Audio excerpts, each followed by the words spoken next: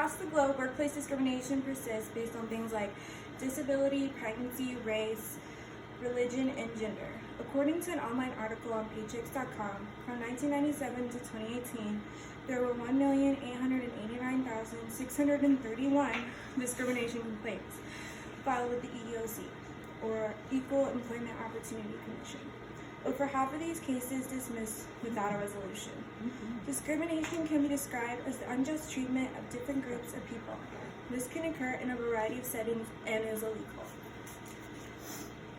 Although the workplace has set up certain protocol and punishment for this kind of treatment, ultimately workplace discrimination persists today. Eliminating discrimination starts with breaking down the barriers that divide. This can be done by educating all workers on discrimination, encouraging workers to respect each other's differences, as well as responding to any evidence of this behavior accordingly.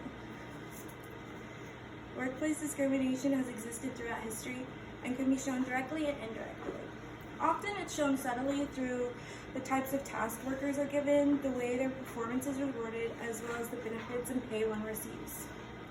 These prejudiced actions must end, and through Title VII of the Civil Rights Act was signed, and though the Title VII of the Civil Rights Act was signed into law in 1964, prohibiting workplace discrimination, the injustice continues.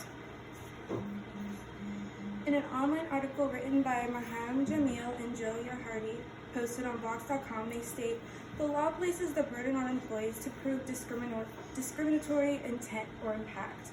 When hard evidence of unequal treatment exists, it is often buried in personnel records only the employer can access.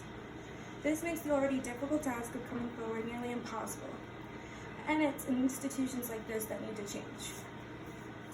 Changing anything begins with educating the public on the issue.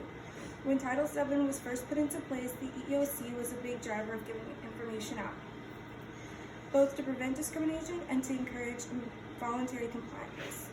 In an online article on EEOC.gov, it states, during EEOC's first year of operation, commissioners and EEOC staff made nearly 600 speeches and other public presentations in 43 states, showing that our government was more committed to this issue then than they are now.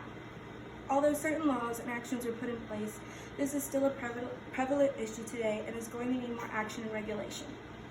The last law created with the intent of prohibiting job discrimination was in the 90s, the Civil Rights Act of 1991, which limited the rights of employees who had sued their employers for discrimination.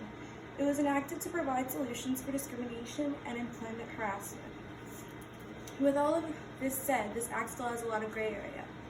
The act didn't apply to businesses with less than 15 employees and didn't address discrimination based on sexual orientation. In an article on upcouncil.com, they state that the act also did not define sexual harassment, so it's not clear how employers could prove their case in employment-related disputes with sexual claims. In fact, there was not even a mention of sexual harassment in the 1991 CRA. It takes a strong course of action to overcome something we have let go on throughout history.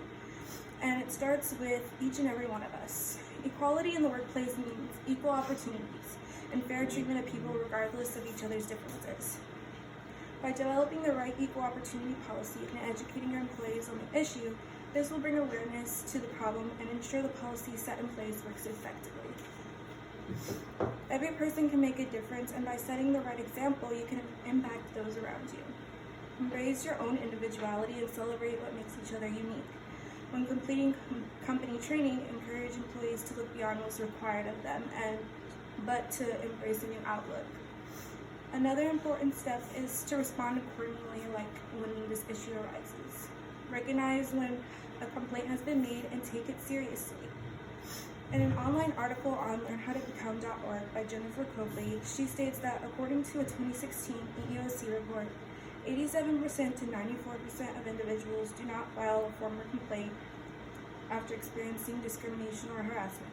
They fear blame, that nothing will be done, or that they'll be ostracized by their peers, proving that people are scared to come forward due to society's negative response. We must change the mindset and support those who come forward. For one, it brings it to the attention of the employer, as well as could be the only way to stop these behaviors. In closing, workplace discrimination is a problem that has persisted for a long time and should be eliminated. Ultimately, the laws set in place aren't enough to stop these behaviors, The law has placed the burden on the ones who come forward and not the ones displaying these prejudiced actions. It's up to each one of us to be the change and impact those around you. Celebrate each other and be proud of who you are. By taking steps like informing workers on the issue, encouraging workers to accept each other, and responding appropriately when an issue like this arises, we can start breaking down the barriers that divide us.